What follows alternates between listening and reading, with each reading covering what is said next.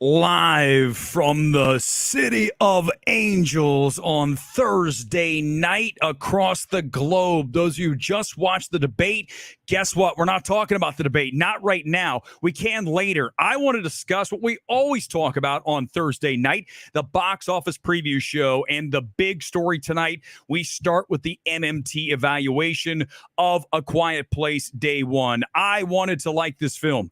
I'm going to have to, unfortunately, everybody, be contrarian Erick tonight. Let's go back to what I had to say about A Quiet Place Part 2. And I love that film. I think 2 is better than 1. Let me just refresh you on 2, because I want to tell you that when we went into Day 1, I'm thinking, hey, here we go. This is ripe for another edition of the Quiet Place franchise. Here's what I said about 2. A masterfully calibrated sequel. That is very important. Whenever I throw that kind of verbiage out about a film, that means that thing is tightly wound, that is perfectly assembled, in my estimation, a really strong sequel or prequel in this case, right, to Quiet Place. But this film was better than 1. The problem is here tonight is we have a film that is far worse than 2, and I would say to you, worse than 1. This is not a good film. Here we go. Let's go to it. This is me from the lovely IMAX here in Burbank just a few hours ago as I saw the fan event this afternoon. And I'll tell you guys, I'm not even going to hold back. This is a bad film. This is easily the worst of the Quiet Place films. Not any debate. We can't be dealing with a world where people like discussing film. Okay, I'm not going to lose my shit tonight. I'm going to be chill. There'll be some sense of decorum. Unlike the debate. We'll talk about it in a minute, but listen, we're talking about movies. We got to do that. Here's the reality. I've got an account in discussing film with 1,000,005+ subscribers run by Gen Z idiots. Can I just say that as I don't know if that came out, if I minced any words there. Gen Z dumbfucks run that account, and they called this film the best of the franchise. You can't be this wrong, guys. This thing manages to feel small, even though we, quote, expand the scope in New York City. By the way, they didn't film in New York. Can you tell? I could tell the entire time. It looks so tiny. This is a textbook case of the wrong director for the project, and in this case, the franchise. The guy who directed Pig, Michael Sarnowski, I believe is his name. I'll check in a second. If I butchered it, too bad. I liked Pig, and I like Pig for its quiet moments. It's a small film. It's all about Nicolas Cage and loss and grief, and it's a really strong neon type of art house film.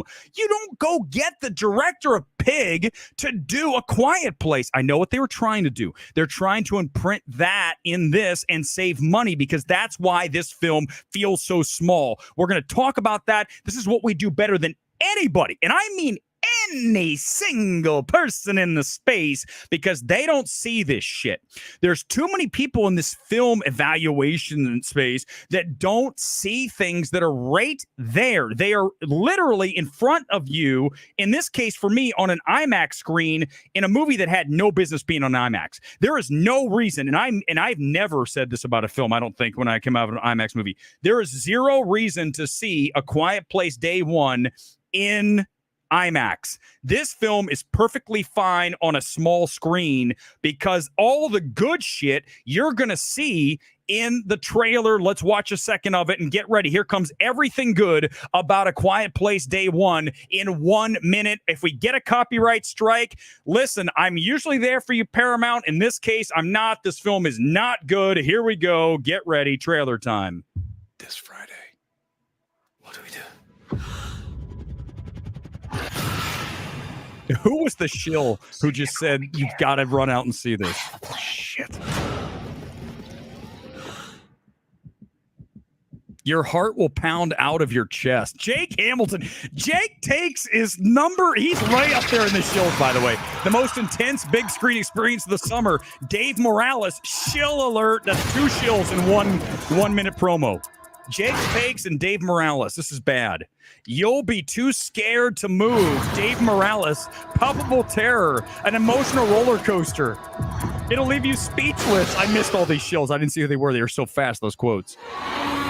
There, yep, redefines the movie-going experience by Dana someone, rather. Guys, that film actually looks kind of big in that trailer. Let me tell you something.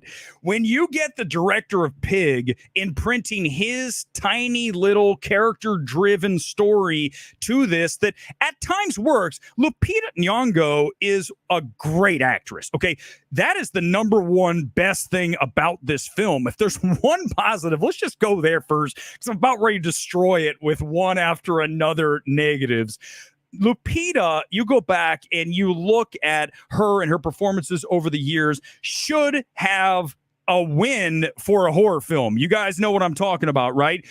Jordan Peele's best film. And she didn't get a nomination. And because of Us and that whole debacle, the fact that she wasn't even nominated or considered, that's an absolute embarrassment by the Academy, which we're kind of used to at this point. When you look over my shoulder and you see Tar, a film that left with 0 Oscars. The best film of the 2020s, I would argue a masterpiece, has 0 Oscars, okay? But you look at Lupita, she brings the emotional heft to this role where she's playing this woman who's in hospice. She's going to die. So it's kind of hard also to root for a character that you know is going to, by the end of the film, not make it, okay? I'm not giving you a spoiler. When you see the movie, you'll realize she's in hospice from the second the thing starts. So that's a little bit of an odd choice, although I understand when you bring it to the conclusion that it actually kind of works, kind of, okay? Here's the problem. As we go through the film, she goes to New York with her group of hospice folk, and they're all stuck inside of a marionette show. Right? We're going to New York to watch a marionette show. All right. And now we're all there, and then the aliens attack. And at this moment is when you know that Sarnowski is not the right guy. Did I say it right? If I'm butchering his name, I'm sorry. Sarnowski, I think I got it right. You know he's not the right guy, because the second the aliens attack, you've got all of this really tight camera work and the smoke and shit. You can't tell what's happening. And I'm thinking to myself as I'm watching this is what we do better than anybody else. I'm thinking to myself, this is a way to hide a smaller budget, right? When you have a tight shot versus the wide CGI look at this, which the film has sparingly, because you're saving money, because your shots are all this really tight, like eyeballs and look, and then you sort of see an alien, which we've already seen, so there's not really any excitement. We already know what those creatures look like. And then you have her trying to get through New York, okay, with all these tight shots, some scattered larger shots thrown in to make you think that you're watching a movie that's suitable for IMAX, which it is not. And then we have the addition of this English dude. I've never seen him. I don't even know his name. Let me go look at this thing. He looks like Robert Downey Jr. When I'm watching this, I'm like, this is Robert Downey Jr., only an English dude. Joseph Quinn. What's he been in? I don't know who this dude is. I told you guys I only watch movies. So if he's on a show, he's on Stranger Things. Well, there you go. See? When you're dealing with the only theatrical dude, I don't even know who this guy is. But I watch him and I'm like, hey, this guy's good at looking like Robert Downey Jr. Look at him. He has the same kind of eye structure. And if anyone says I look like RDJ, that was not the mission. When I put my goatee on years ago, when I added this addition to my face, I wanted to look like Johnny Depp. It hasn't worked. You all say, you look like Iron Man. You're like a fake Iron Man. I wanted to look like Johnny Depp, so the whole thing's a total failure, so leave me alone. Back to this guy. The only thing he's good at in this film is crying. Whenever he has to cry, Joseph Quinn can cry. But the thing that really is a disaster in this film is when he shows up in the movie, the way that they conjoin the two of them, Lupita and Joseph, their characters, is he just is like a wounded dog. He's like, please take me home with you. I'm like, what is this? You need to give him some kind of backstory other than my parents are in England. That's all that you give to this guy. here's how you set it up. So Lupita ends. This is kind of a spoiler thing. I won't get into how it ends. I kind of already have given some spoilers. Sorry, guys. This film's not good, man. I want to celebrate movies in cinema, in the theaters, but in this case, I just can't. That's what you do. It's what we do, man. I come out of Kinds of Kindness. Go see this movie. Go see Kinds of Kindness this weekend, way before you see Day One, which is the last thing I'd ever thought I'd say. Coming out of Poor Things. If you were to tell me tonight, I'd be telling you to see Kinds of Kindness over Day One. You're like, what? Weber's lost his ever-loving mind, which a lot of you probably think, and that's fine. God bless you all. But the reality is I haven't. I'm dead on about this film. You need to connect them. And she goes back to her apartment. Have him live in the apartment next door, and he's hiding out. And he comes by and goes, oh, my God, you're back. And then they come together. He comes out of the subway, which is submerged in water. It's flooded. He comes out of the flooded subway, and Lupita's cat looks at him and is like, oh, I kind of like this guy. And then he looks at her and says, can I hang out with you? I have no one to hang out with. That's essentially the depth of the connection of these two characters, which is not well written. I mean, I go back and I look at not just the direction choice, which, by the way, there's not even any doubt that if you were to ask me, name a film that is the wrong director for the franchise, for the story, for what this film needs, it is this dude. Okay, we need to be really aware of these things when we watch these films. And I'm going to call out a bunch of people on Rotten Tomatoes tonight when I go after the fact that a lot of these critics, and you guys know I do it all the time, I hammer them because it's very easy to do, they don't have the talent. I talk about it so many times. You guys know Magic Eye, right? Go back, look at those books. You look at it's a flat image, and you stare at it, and all of a sudden it goes bang, and it pops, and you go, holy shit, I can look inside the book, and you're twisting it. You can see all this. That's how I view a film. I can see all of the elements. I can even see essentially the creation of the film on the set coming through the camera. Most people are just watching this flat 2D Magic Eye. They can't see that 3D image. And the difference between what I'm giving you and them is you're getting this, they're giving you this, and they don't see anything. They see a flat film. And for me, I'm telling you, you can see everything I'm telling you is there. Every single element that I am hammering here tonight, including the feels really small, the wrong director for the franchise, the disjointed screenplay, the way the characters are connected, that they're supposed to care that these two are going to trek through New York City. That's not even New York City, because let me pull it up. It was shot. You guys ready for this? It was shot in London, and they created, let's read exactly from Wikipedia. They created 4 New York City blocks, each 2 stories high, and you can feel that in the film. One of my criticisms of Belfast, going back to that film back, was it 2+ years ago now, was that film felt small. It didn't feel like I was in Belfast. It felt like I was on a set. They were on a set. It was a COVID shoot. This, my friends, is also a COVID shoot. I guarantee it. You can tell because everything's so tight. And the budget, $67 million.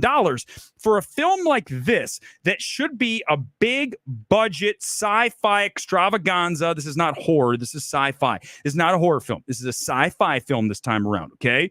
You can call it sci-fi horror, but I wouldn't even call it horror. This film's not scary. Who was the shill called this film scary? $67 million for a film of this, quote, scope is low. But here's, when I checked, I knew it from watching the film. I'm like, this is a low budget. $67 million is low. The last film had a $60 million budget. Remember, that was on the farm. That's a smaller thing. You had some creatures, but you don't have the New York City, the explosions. That's what costs money, guys. When you make these films and you have the gigantic shot of New York, and there goes the Brooklyn Bridge, and there goes downtown, and they're bombing the shit, that's where the money is. Every second that effect is on the screen, you're getting charged extra cash. So the $67 million here is for the 10 shots that look larger than it was shot inside of a room like the rest of the film. This is not great. And what I'm telling you guys, when I came out of this film and I start reading these reviews, I almost lose my shit. I get angry. Guys, you understand? Do you understand how just distraught inducing it is to get on Rotten Tomatoes and see this film that is not an excellent film at 84% Rotten Tomatoes? Okay, let's 85. It's gone up since 85% on Rotten Tomatoes. Let me find at least one critic who gets it right. Rachel, and I know Rachel watches the stream. Rachel, I'm going to tip my cap, even though I don't have one on tonight. If I did, hat tip to you for getting it right. Again, not only is it a rinse and repeat of the previous two films, except in New York City, it literally provides none of the backstory the title promises. Thank you, Rachel. Christopher Lloyd, horror franchise goes retrograde in the first days of the apocalypse with Lupita sent through the usual scare flick motions. That's not strong enough. Give me something bad. This film's a far cry from the first installment. That's okay. David Poland, you want to talk? Listen, can I just hammer somebody for a second since we have 400 plus people on the stream? God bless you all for being here on this Thursday night. We'll talk about the debate. I have no problem talking about it because, listen, I'm going to say one thing and I'm going to lose a lot of people on the stream. I don't even care. When you watch Trump Biden, I don't care what your politics are. I don't give two shits what side of the aisle you're on. You're looking at one man who can string together a series of coherent thoughts and the other one who is stumbling and bumbling. I don't care. Guys, I'm not Republican or Democrat. If you don't see that shit, that's a you problem. That's not a me problem. If you go to see Day One and you don't see the shit I'm talking about here tonight, that is, let me help you. You, that's not me. That is a you problem. David Poland is one of the biggest blowhards in the entire space of film. When I go to these, thank God I don't go to these screens anymore with these critics. That dude is as pompous and undeservingly pompous as anybody I've ever come across. What a douche. Okay, sorry. I'm just going to say it how it is. He is the biggest gas bag in the space, and of course he says it's great. These people are bad, man. These people are terrible. Give me someone who's good. I saw one that was negative. Rachel is so far the leader in the clubhouse. Moira McDonald from Seattle Times. Nyong'o's prodigious talents are sadly wasted in this noisy, pointless movie, which never approaches the cleverness or the genuine scariness of the first two in the franchise. 1.5 out of 4. Congratulations, Moira McDonald. You are our critic of the night. She nailed it. This film is bad. This film is a 35%. That is a terrible grade. It's not a 20 or a 5 like I gave that god-awful A24 film Tuesday. Oh, God, that was bad. All right, comment time. Anybody who wants to comment on the film, did you see it? Do you disagree? Go for it. But I'm telling you, everything I just said is there for you should you have the ability to see it.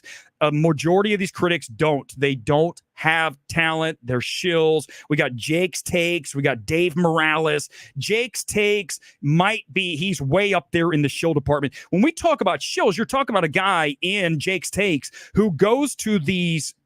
Okay, so here's what happened. They go to the presser screening.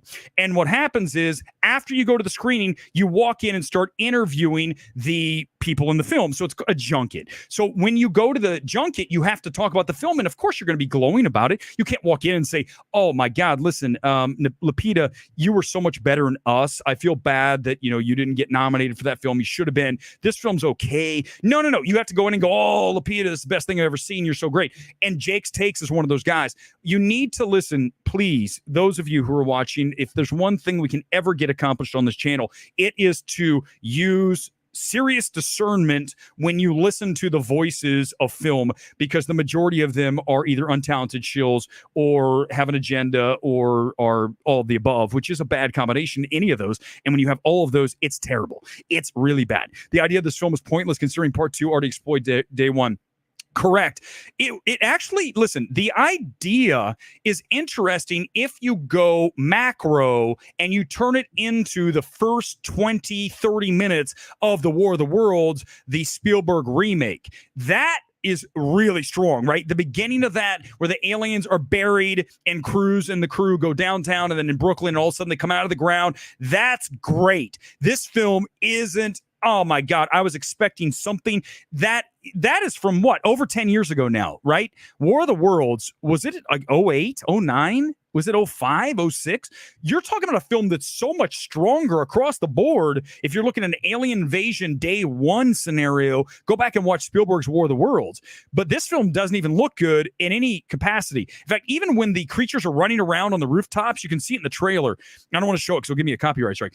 When you watch the trailer, you can see the creatures like kind of run around. They're running too fast. Like the way that they design the CGI on the building, they look like spiders. When they run in real life, they run sort of like spiders, but it doesn't look good. It speaks to everything. This film, the effects aren't good. The direction's off. It's not the right director. Screenplay is hodgepodgey at best. And then you're just talking about a film that is an absolute colossal disappointment across every single reason. Everything I just talked about. Girl Next to Me was bawling at the end. Listen, I'm telling you, Life of Bri, I really believe this. There's a lot of people who are not fully plugged into society. They're just, it's almost like they're not real.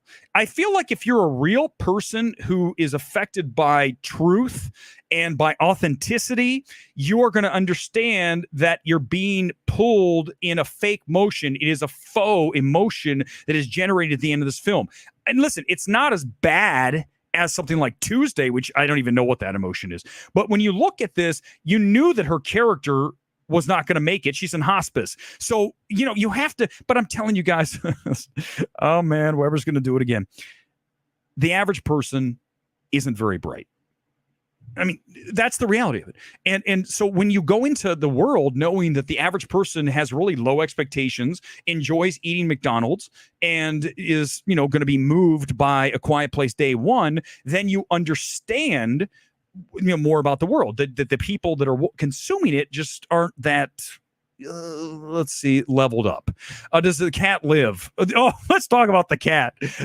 So listen to this. The cat in the film, guys, if I'm spoiling the movie, it's a bad film. Okay, so just consider yourself blessed. Go see again one more time. Let's pimp this. Kinds of Kindness, keychain, or the actual card, or the air freshener from last week.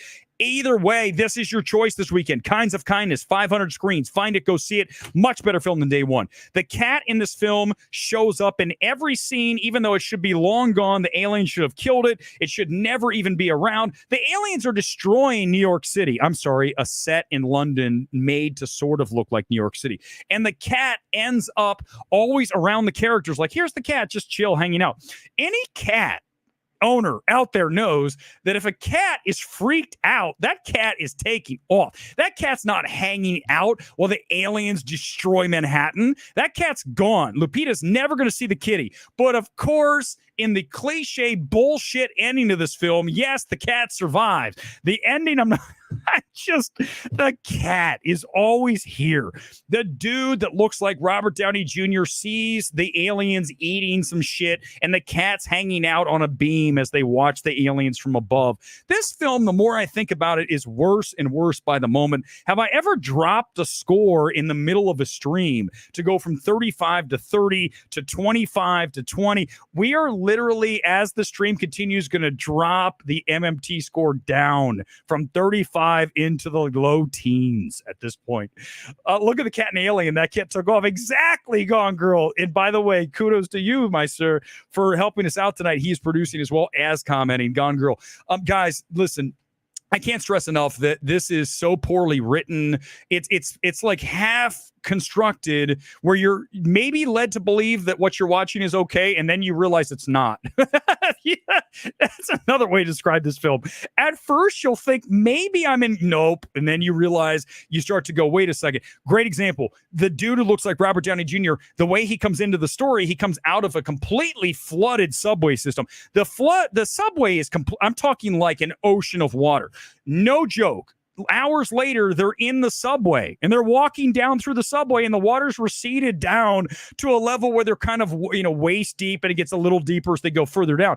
Wouldn't that water take weeks, right? I lived through a flood in Florida. You know how long that water took to recede? We're talking about weeks, if not months. Now I'm looking at this film. It's like, look, the subway is no longer flooded after an hour. A boring place. Eric, please do Mission Impossible. It's over. This franchise better be. It's over because this is the worst of the three. Let me just hammer. Can I do this for a second, guys? I mean, it's my show. I'm allowed to do whatever the hell I want on this thing, and I'll do it now. Let's hammer discussing film because, as I said, run by a bunch of Gen Z fools. Literally a bunch of kids who don't know shit about film. 1.6 million people will follow this account. You ready for their take on this? Here it is. A Quiet Place Day One is the rare kind of prequel that stands on its own while raising the emotional stakes of the franchise. Who reviewed this shit for them? Some 19-year-old idiot? James Preston Poole. James, you don't know what you're talking about. I think James might follow me on Twitter. Oh, fuck, that's awkward. Who cares? It's terrible. Film is bad. I'm not going to stand back and say it's good for a relationship on Twitter. Okay? Hold on. I got to find the one that says it's actually better. Here it is. It's a lean, mean prequel that bests the other two films. No, it definitely doesn't. Again, the ranking is 2, 1, 3, the area code for Los Angeles. One more time, the ranking of the Quiet Place films. 2, 1, 3. If you have it as 3, 1, 2, Chicago, you are an idiot, okay? If you have it as 1, 2, 3, I will let it go, and that's basic number and basic math learning. But if you look at 3, 1, 2, you are so back-assward that we can't even save you. 3, 2, 1 is still wrong. So all of these things are wrong. Look at Grace Randolph's tweet. Oh, God, do you really want me to do this? Are we going to have to go look at Grace Randolph and hammer her on the thing? I want to see Grace Randolph attempt to do a live stream like we do. She couldn't even I would destroy her. It would be like Grace would be like, help me. I can't do a live stream. She's so bad. Okay, hold on. Let's find out. Oh, man, everyone's just dragging Grace Randolph. Why does everybody drag her other than she's terrible? Of course she's talking about Marvel bullshit. Here someone says, Grace Randolph's way of speaking and mannerisms make me irrationally angry. That's kind of fair. I think she's blocked me, to be honest with you. Hold on. I think she blocked me. Damn it. Has she blocked? No, she hasn't blocked me. Give me a second. Let's find out what she said about day one. Oh, good Lord. Here we go. She's talking about the bear. See, I'm the only guy who doesn't talk about the bear or Star Wars or any of this shit. Oh, my God. She says it's a beautiful film and very scary. Also shockingly sad. She is so erratic with her movie takes. Sometimes she's right. Gone Girl, why did you do this to me? Why are you making me read this bullshit from Grace Randolph? Next, I'm going to have to read more shit from Jake's Takes and Dave Fuckboy Morales. I got to listen to those guys. I don't want to do this shit anymore, guys. I'm going to quit. I'm not going to do this. I'm going to just wrap it up and it stream's over and we're never doing this again. I can't live in a world where the shills win. I won't do it. Even if you like this film, I can't go with that. I'm sorry. She's a more articulate critic than what? wait. But is that what it says? Oh my God, John, wait. No, she's okay, but she's terrible. My tweet was good. Can I just read my tweet one more time versus hers? My tweet was really, there's me live. That's really fucking weird. I don't want to watch myself live. Here we go. One more time. Manages to feel really small even with the expanded scope. Textbook case of wrong director for project, but works so well in Pig. Feels utterly forced and contrived here. Massive letdowns and understatement. This is a better tweet. This is better than our boy Sean, the fraud fantasy, all of that. Remember that one thing he said? The one thing he said about Poor Things, I think his reaction was like, one for the Emma Stone stoners. I'm like, what are you even saying, dude? All right, more comments and we'll continue here, and then we're going to talk about the debate. You guys want to talk? Who wants to talk about the debate for a minute? Just for a minute. Do you think this is fair? For a second. We'll go back and we'll talk about box office. I got to do box office here on this film in a minute. Can we just do the debate for a minute? I just want you guys to be honest with me. If you lean left or if you lean right, that's fine. I don't have a problem with either side. Here's my issue is when you are watching these two in a ring, right? We talk about in a ring with critics all the time. Me against another critic, it's a knockout. The other guy gets destroyed, or girl. It's not even a contest. When I look at Trump versus Biden, guys, it's not a contest. It's truly, I don't care if you think Trump is Hitler. If you were to say which one is more articulate, which one is making more cogent points, you are going to say Trump. You have to. I just watched the entire thing before this because I figured I'd just have a quick comment. The problem I have, and this is fair, the problem I have with anybody is that you are so entrenched with whatever your political ideology is that you can't watch a Trump-Biden debate and say, fuck, Biden looks terrible. You have to be able to, even if you are the most hardcore left-wing crazy ass loon, okay, or right wing nut job, you have to look at Biden in this performance and go, it's not good. You have to be able to do that. If you can't, you are not an honest person. You are going to play politics, and it doesn't for me. You guys know I don't play politics. I come out of a film. Look at me. I just destroyed Poor Things, and now I said Kinds of Kindness one more time. Go see this film over day one. Kinds of Kindness is immeasurably better than Poor Things and one of the best films of the year, and I want to see it again. So that's what we have to do. When you watch the debate, I hope you have the same result. You say, well, I don't know if I want Biden to lead us down the road any further. Also, let me address one more point that Biden talked about, and this made me crazy. Anybody who objectively thinks the United States or the world is in a better place than we were 4 years ago, and now someone's going to come in and say COVID. I'm not going to do this. We're not doing politics. I'm just going to tell you, you're fucking crazy. Like that's insane. Like there's something mentally off with who you are as a person. If you can't tell me that today we're in a far worse place than we were in 2019. If you say that, then I already know you're dishonest, right? You instantly you told me you're a dishonest person, which means I'm never going to get along with you. And then you have to also say, what's wrong with you? Why are you like that? We are so fucked right now, guys, across the board in so many areas. And look, forget about what you think about the border. I'm only going to do this for one more second, and we're going back to movies because I just have to say what I have to say because I'm not going to hold back, and I'm not going to be one of these left-wing typical political activist film critics. I'm not a right-wing anti-woke guy either. So I'm somewhere. That's what makes me frightening to these people. They go, I don't know what to deal with because I don't know what this guy's going to say because I'm objective.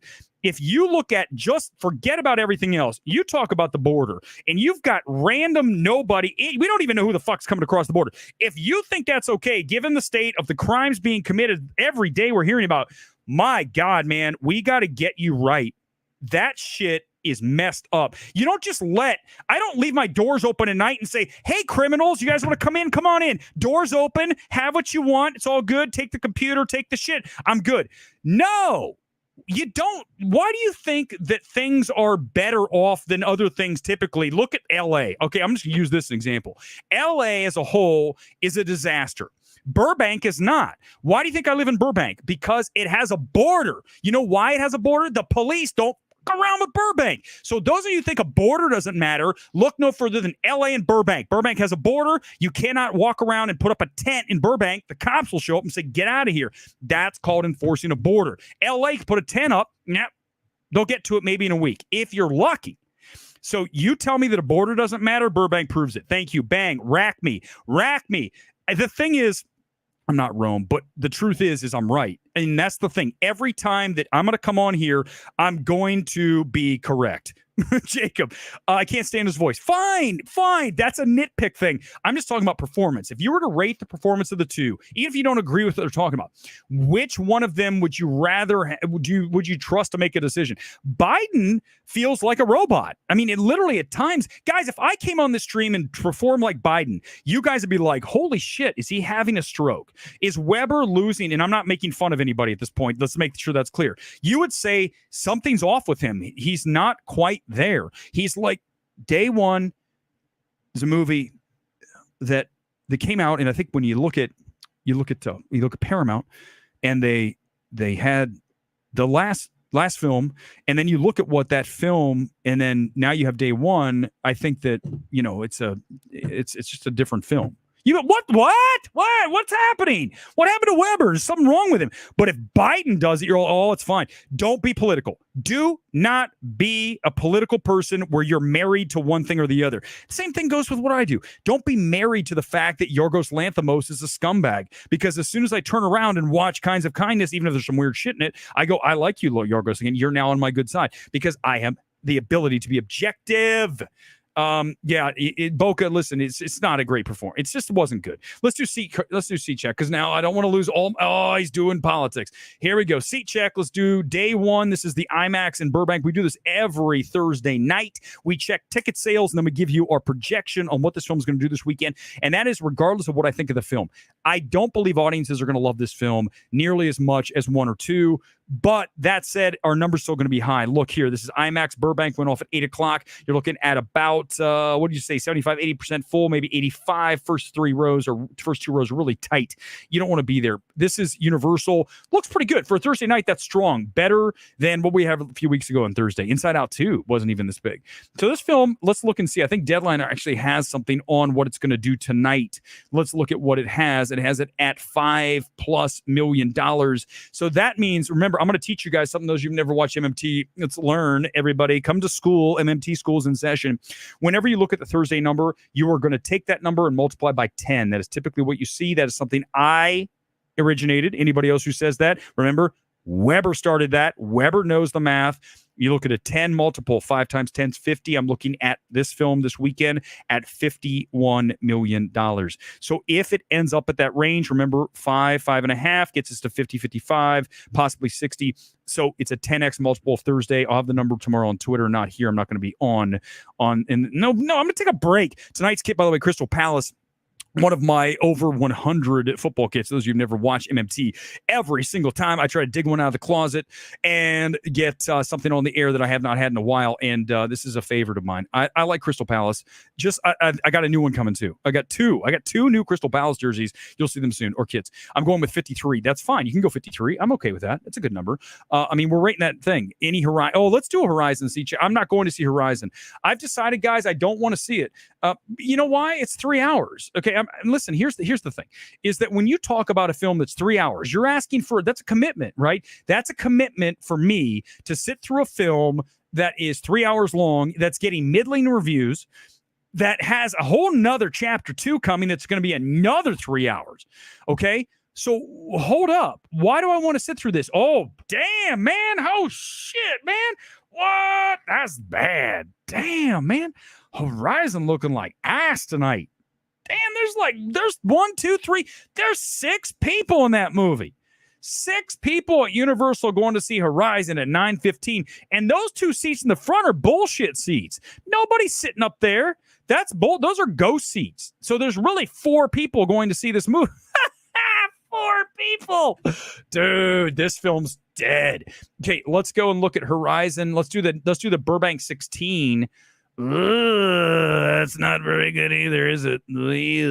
I mean, that's more, but I mean, that's not much better. That's 10, 12, whatever. Do the count, do the math. Guys, this movie's in trouble. Horizon's going to be Richard, callback. Knox gets wet.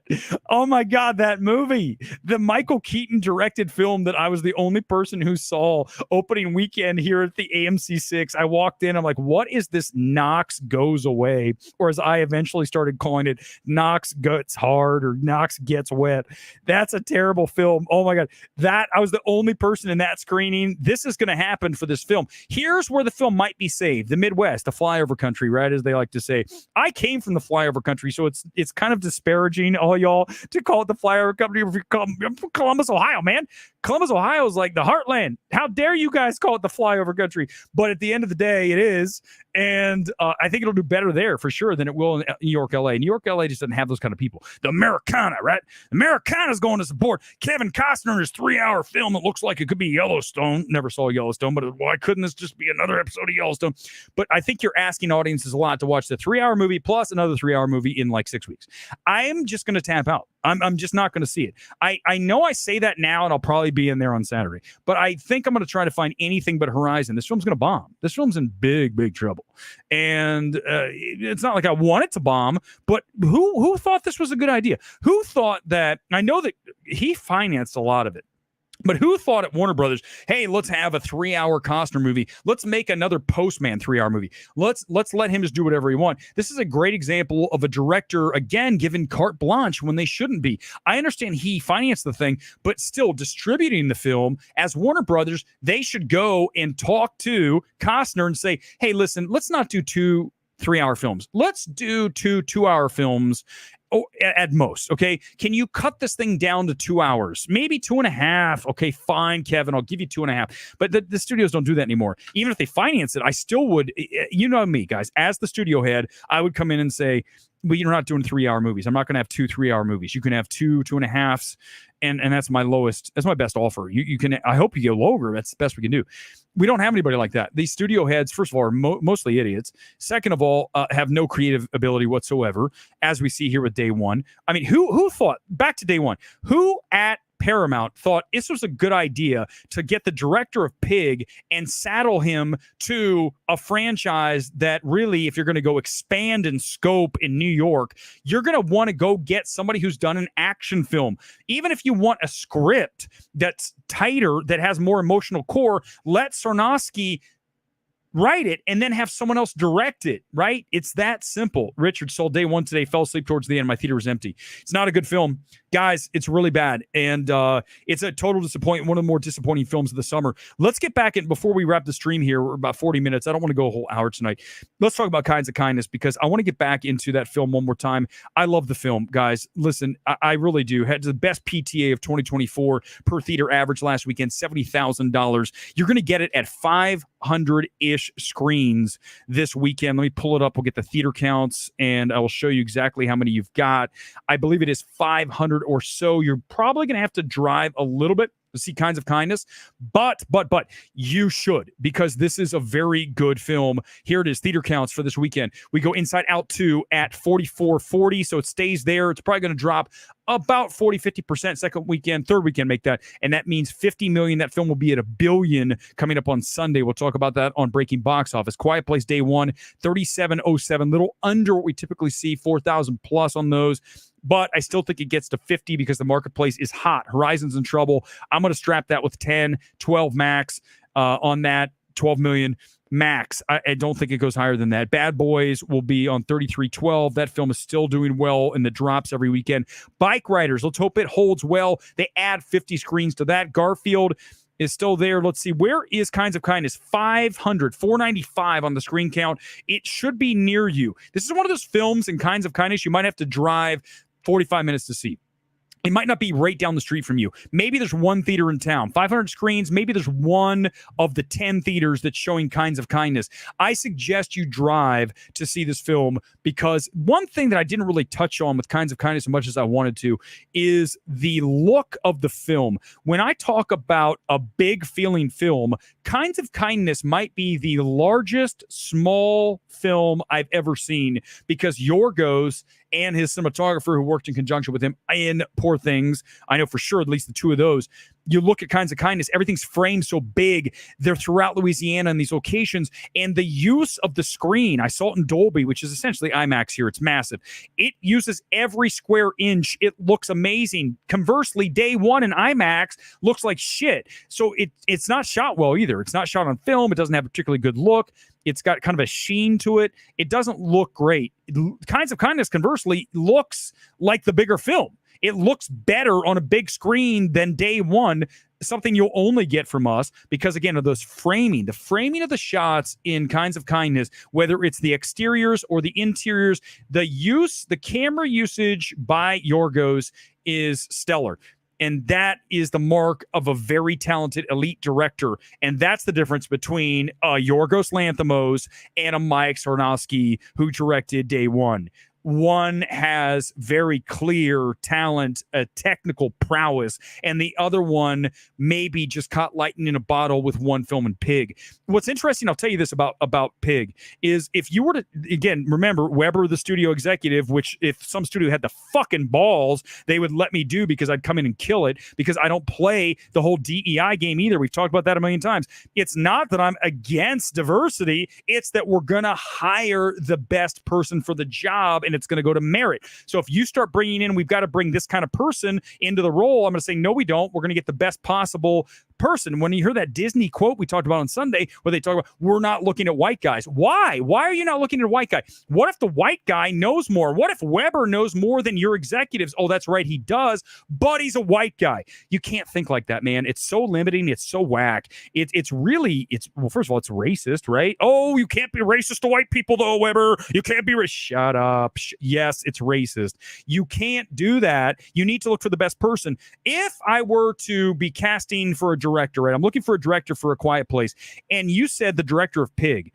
Here's what I'd say about Pig. I love Nicolas Cage. I love the story. I love the intimacy of the film, which there you go. So you're going to draw the intimacy here. We're going to take that and push that and let that play here with Day One. The problem is the direction of Pig. There's nothing remarkable about it. I would rather have Rose Glass. Yes, again, get a drink. I love Rose Glass. Adore Rose Glass. If I ever meet her, I'm going to lose my shit, fall over, fanboy all over the place. Here's the reality.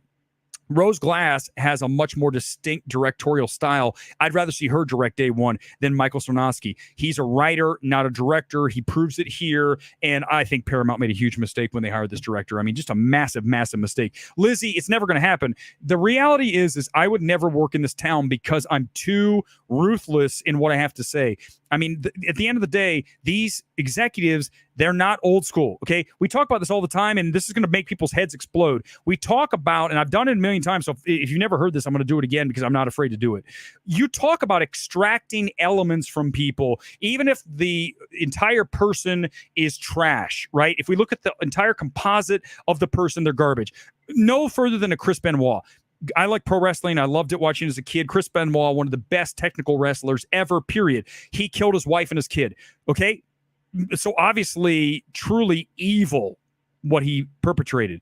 But extracting only the fact that he was, as a technical wrestler, as good, if not better, than anybody who's ever stepped in the ring.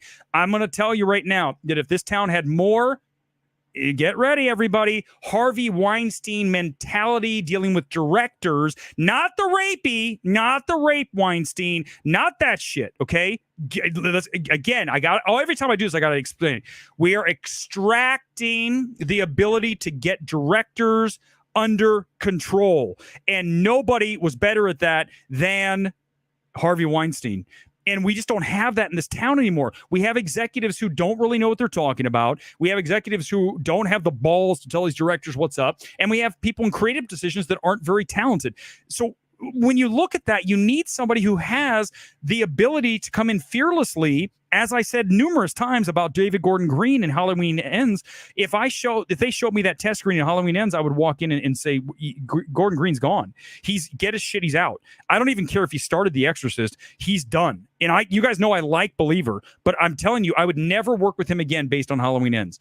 And that's what would be said in the meeting. And I would actually tell him to his face, this is an abomination. Why did no one stop you? And now I'm angry. So you're going to leave the lot, grab your shit. We're going to pack it up. Just leave. You're not going to get it. You're going to get it FedEx if we're lucky, maybe media mail if we really don't like. And I'm leaning towards that. Here's the thing. We don't have anybody in this town like that. We have people like, well, you're so great. Everything you do is great. Look no further than A24. Tuesday is, if I said this, I was talking to my friend Paul earlier on the phone. We were talking about Day One, what a disappointment it was. If I was in a meeting at A24 in an executive capacity and they said, we're going to acquire this film Tuesday with Julia Louis-Dreyfus in it, and it has this parrot that plays, I'd already seen the film, but I'm explaining one more time. The parrot that plays the Grim Reaper, and Julia Louis-Dreyfus is going to do like a Seinfeld bit with the comedy and dark comedy. I've already seen the film. Okay, but I'm just trying to tell you what this film is. If I were in the meeting at A24 and they said, here's the film Tuesday, we're going to purchase this and it's going to be branded with the A24 logo, I'd say, guys, this is how serious I am about this. If you go ahead and purchase Tuesday, I am resigning today. I'm out. I'm leaving. I'm out of the company. because you got to remember, at the end of the day, Drink, I'm a man of principles, and I will never, ever sell out. Ever. It'll never happen. So if I say what I believe, which is always what's going to come through the microphone, is because I truly believe it. I never will sell myself to the highest bidder, conversely the lowest bidder in this case. But listen, A24, you fucked up. That film's terrible. I would never even want to be associated with that film. And you're talking about that. You're also talking about a Problemista, another really bad film. Man, I'm out. I'm walking out. I'm going to another company. I'm not working with you because you don't know what you're doing. That's the thing. So, Lizzie, it's never going to happen because A24 won't do that. A24 is lavishing praise on directors 24 hours a day. A24, I hope you see this. I hope you're watching. A24, I really like a lot of the shit you put out. But you can't handle the fact that I call spades spades and tell you your films suck ass. And the fact that you attach your fucking distribution title to that is insane. That you thought that Tuesday was worthy of wearing the A24 badge tells me that someone there has zero ability, and I mean less than zero, ability to ascertain what quality is. That is the biggest piece of trash this year. And this is why I would never work, Lizzie, because they'd fire me. They'd be like, you're out of here. All right, a couple more comments, we'll get out of here. Those of you are watching, I really appreciate it. It's always fun. And listen, the channel's wild. I get it. But listen, it's never going to change. This is forever going to be the Riddler's channel from the Batman. You're not serial killers, but you get the drift. It's a small niche channel. Parker Finn is a talent. I called that when I came out of Smile. It's not just about Smile. You have to. If there's one thing I will plant my flag on in my ability as a film evaluator, it is the ability to see remarkable direction from the first second. I mean, within moments of watching a film, I can tell you if the direction is above average, and then we go higher from there. When you look at Smile, you can just tell the choices. You look at the title sequence of Smile, right? When that alone tells me this motherfucker knows he's weird, and I like that. Smile is an A24 film, right? And by the way, I'm going to do this tonight because we're rolling. I might as well do it. I'm going to tell you that Weber's always right. Okay. I should have a show called Weber's Always Right because I am. And here's get ready for this. This is going to be, let's see if I can find it. I'm going to tell you again that Weber's always on top of it. Everyone's talking about Longlegs, right? Longlegs this, Longlegs that. Guess what? I was the first guy to say, here it is, let's see it. This is way back from, what was this, 2020, January 29, 2020. Gretel and Hansel shares far more in common with The Witch and Mandy than commercial horror. Incredibly strong cinematography, extremely Malickian in look and feel, and cool AF synth score, and could easily wear an A24 logo in front of it. Cinephiles get hyped. Gretel and Hansel. Who directed that film, everybody? Help me out. Come into the comments. You got it. Oz Perkins. Who knew that Longlegs was going to kick ass way back in 2020? Go back to Blackcoat's Daughter. But really, you look at Gretel and Hansel. And when I watched the trailer for Longlegs, I go, there's Oz Perkins. So remember this. Weber is always on the vanguard. Weber's always on top of shit. I'm ahead of everybody else because we got blowhards like David Poland doesn't know shit about what he's talking. He doesn't even know talent. Guy is the biggest loudmouth. The ratio of loudmouth to talent in him is so askew, it's criminal. Okay, I'm loudmouth with talent. That's a combination that's pretty good. And this proves it. I don't know how many more receipts I have to give you guys. How many receipts does everybody need? For me, eventually you just go, oh man, Weber's a pain in the ass, but he's fucking good. He's good. I mean, not like, so he's like even the studios know it. I get direct messages. I got a direct message from a producer of a film I love. Said, dude, I just want to tell you I'm a big fan, and you are typically dead on with your takes. And I said, thank you. But truthfully, as much as I enjoy reading that stuff, it's cool. It doesn't matter, because if you believe in what you bring to the space, it doesn't matter what someone else says. I don't need the validation. But I show you these things because I want you to understand that if I'm telling you XYZ about a film, I have the ability to spot it and to point it out and to hammer down on these things. And not everybody can do that. Zach Pope can't do it. Zach, that guy, Chris Gore can't do it. Gore, listen, let me tell you something about Gore. And Gore and I have again, I don't hate Gore. I want Gore to get healthy. Gore's told me multiple times, dude, you're fucking good. So, I'm not just saying, he knows that. He can't refute that. He can try to refute that, but I'm not. Let me explain what I'm not. I never lie. I'm never lying. I have never on this mic told you a story that didn't happen. Never. Because I don't, why? Why would I do that? Why would I come on here and make shit up? I don't live a life like that. I live a life that is about bringing receipts 24 hours a day, whether it's the film space, whether it's the gym, whether it's beach volleyball, I'm okay at that. But whatever it is, it's about actually doing it. There's so many people in this world that talk.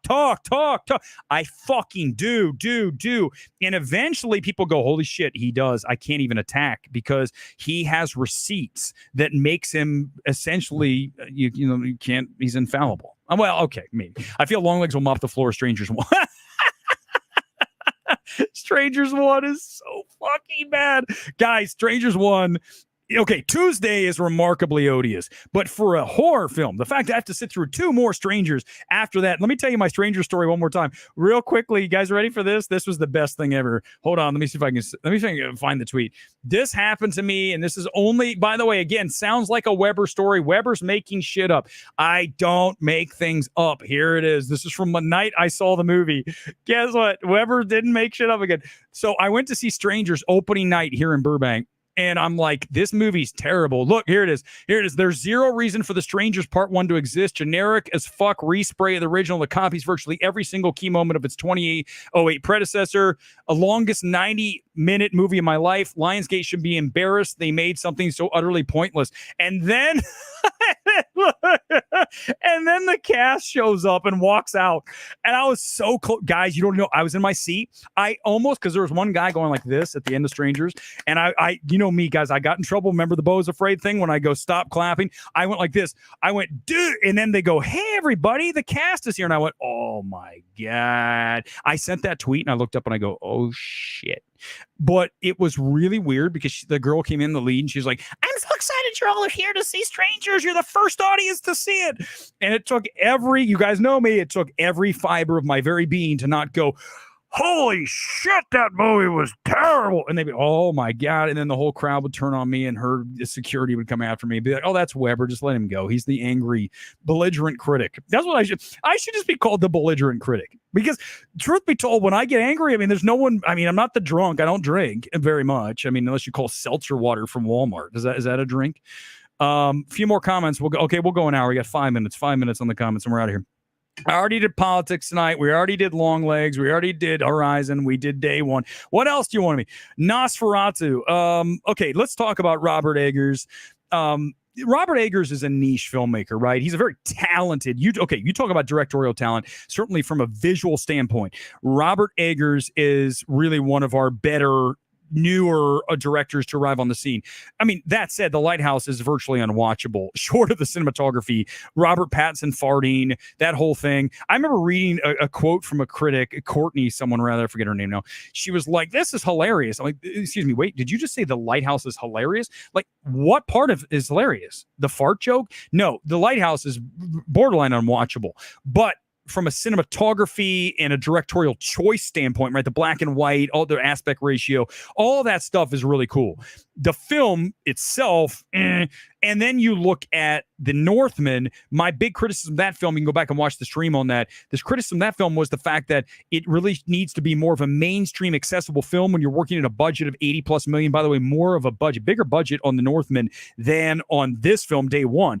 You look at, you need a film that's more accessible. You can't be an A24 director when you get an $80 million budget, which I believe was the case on The Northman. It doesn't mean you can't imprint some of your weird shit into the film. But even I understand that if this channel were to grow to 100,000 subscribers like Grace Randolph, or 1 million, which never is going to happen. Grace Randolph is so far superior to everything we do.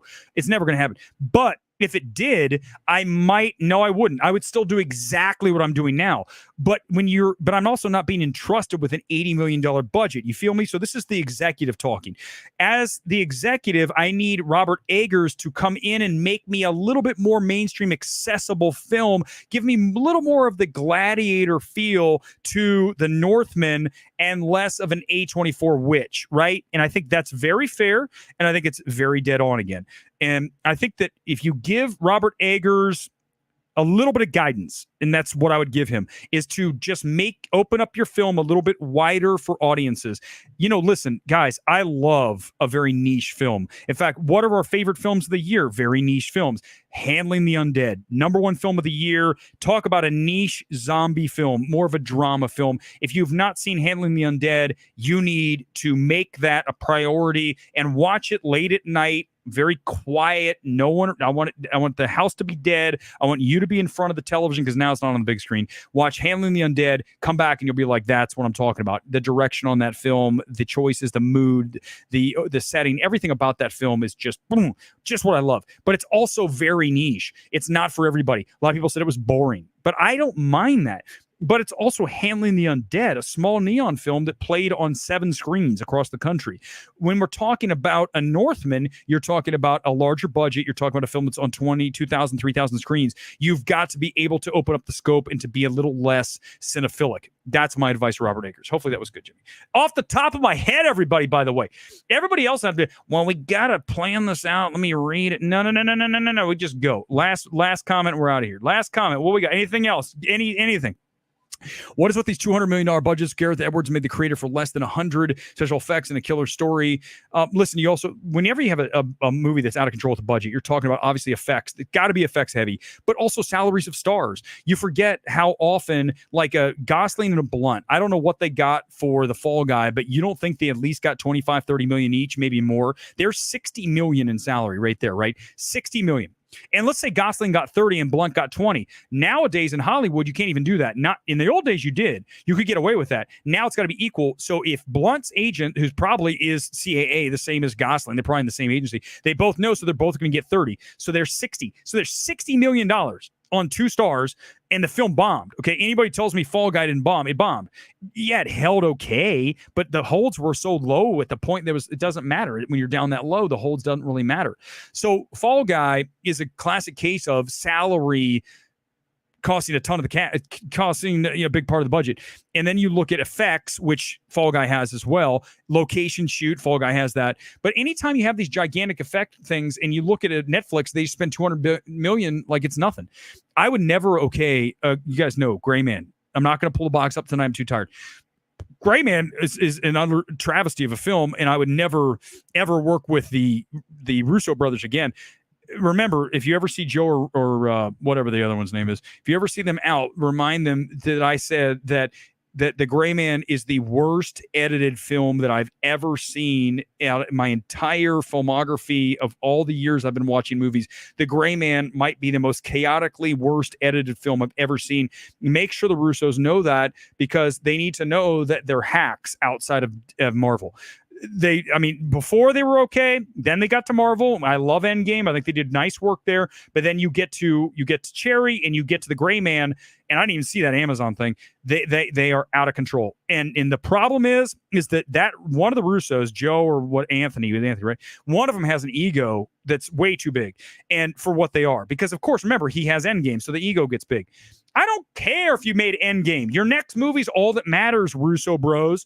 And The Gray Man takes you from Endgame to the sewer. You just went from the penthouse to quite literally the shitter. And it's like, dude, you can't have an ego after The Gray Man.